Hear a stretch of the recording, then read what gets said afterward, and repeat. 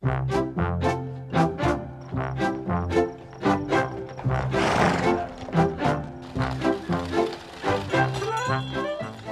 may think it's the 21st century, but in Fort Steele Heritage Town, it's still the 1890s.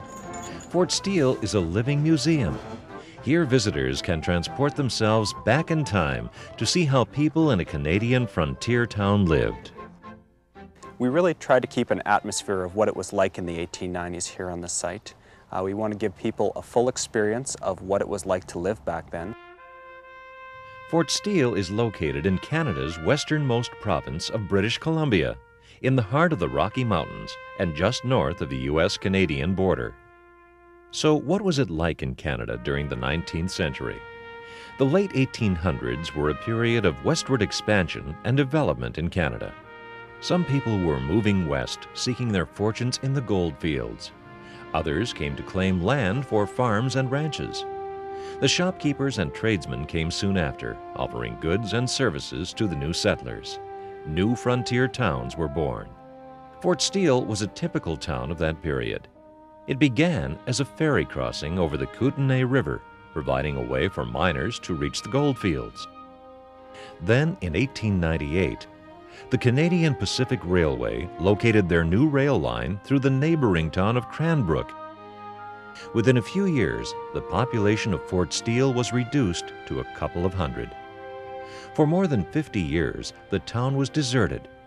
Then some local citizens decided they wanted to restore this fascinating piece of local history.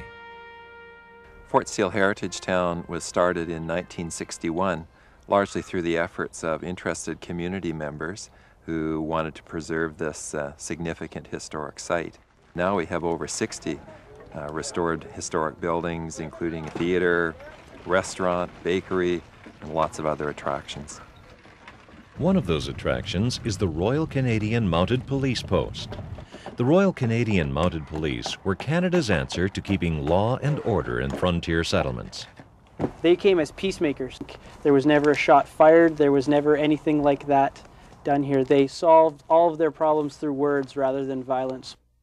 Do you understand this, constables? Yes, sir, Sergeant Major Sauer, sir! Today, those up to the challenge can experience what life was like for the Mounties, the ordinary enlisted men, called constables, and the officers, like Superintendent Sam Steele, for whom the town was eventually named. Through other displays and interpreters, visitors can learn what it was like to live without electricity, running water, and many of the 21st century comforts we take for granted. In the 1890s, families didn't have any running hot or cold water. Instead, they would have to use a pump to get their water. And for any hot water they wanted, they would have to heat it on the stove. At Fort Steele, visitors can also see how tradesmen performed their work and learn about the vital roles they played in the frontier community. Blacksmith was a very important person in any pioneer community. They kept the horses with shoes on their feet, which kept them from damaging their hooves. They also made wagons and wheels, and all kinds of tools that a farmer would have used would have been fixed or repaired or built by a blacksmith. Those who wonder what school was like in the 1890s can attend Miss Bailey's class at Fort Steele School. Good afternoon, boys and girls. Good afternoon, Miss Bailey. Excellent. It is like music to my ears. Boys and girls, Wynne Royer plays the role of Miss Bailey, the teacher who taught at Fort Steele School in the 1890s. This would be a typical classroom. This is actually quite a nice school, being as it has two classrooms. There's a second one right next door. Within these two classrooms, she would have taught grades 1 through 8. Good for you, dear. You remembered that you are meant to raise your hand. As you walk through the streets, you may encounter other characters from Fort Steele's past who will make life in the 1890s come alive. I'm a short distance hauler. Well, actually, Angelica here does the hauling and I just lead her around.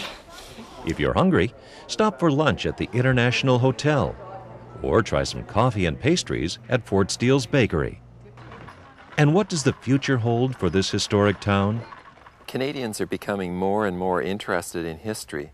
So over the next few years, we predict that more and more visitors will be coming to Fort Steele. So we like to add new attractions each year. Our old-time trades like our blacksmith, tinsmith, and harness maker have been very popular. So I think that we'll be adding maybe a boot maker or hat maker in the future. Okay, there you go. Thank you. So if you need a break from the hectic pace of the 21st century, or if you're just curious about what life was like in a 19th century Canadian frontier town, come visit Fort Steele Heritage Town, alive and booming once again.